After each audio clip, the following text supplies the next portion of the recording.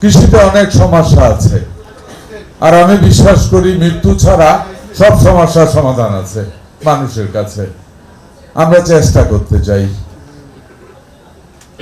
বিশেষ করে আমি ছোটকাল থেকে আমি কৃষির সাথে জড়িত। আমি নির্দ্বিধায় নিঃসংকোচে বলতে পারি আমি একেবারে পিওর কৃষক।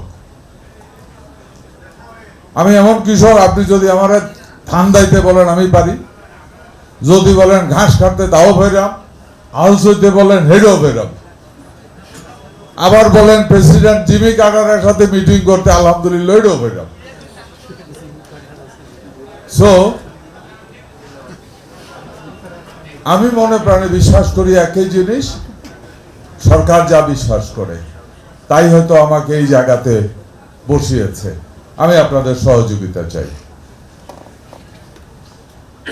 এদেশের কৃষক ভালো, এদেশের মাটি ভালো, এদেশের আলো ভালো, এদেশের বৃষ্টি ভালো,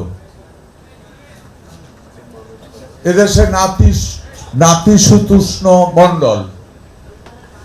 পৃথিবীর কোথাও 3 বার ফসল ফলে, চালাক চতুর কৃষক হলে 4 বারও ফলায় এমন দেশ দ্বিতীয়টা খুঁজে পাওয়া খুব কঠিন।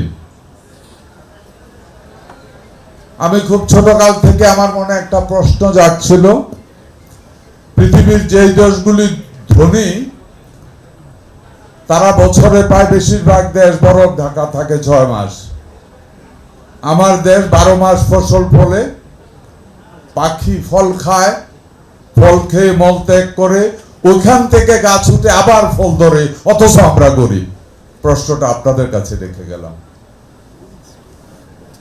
আপনাদের কি মনে হয় না কোথাও আমাদের পলিসিগত ভুল আছে?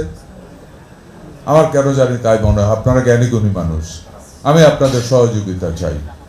আমি বিশ্বাস করি কৃষি দাঁড়ালে এদেশের 75 মানুষের অর্থনীতি যদি দাঁড়িয়ে যায়, বাংলাদেশ ব্যাংক খুঁটা ছাড়া দাঁড়িয়ে যাবে। কোনো ফিলার লাগবে না বাংলাদেশ ব্যাংক দাঁড়াইতে। আমি এটা বিশ্বাস করি, আমি ধারণ করি, আমি লালন করি, এবং আমি বাস্তবায়ন করার জন্য আপনাদের সহযোগিতা চাই।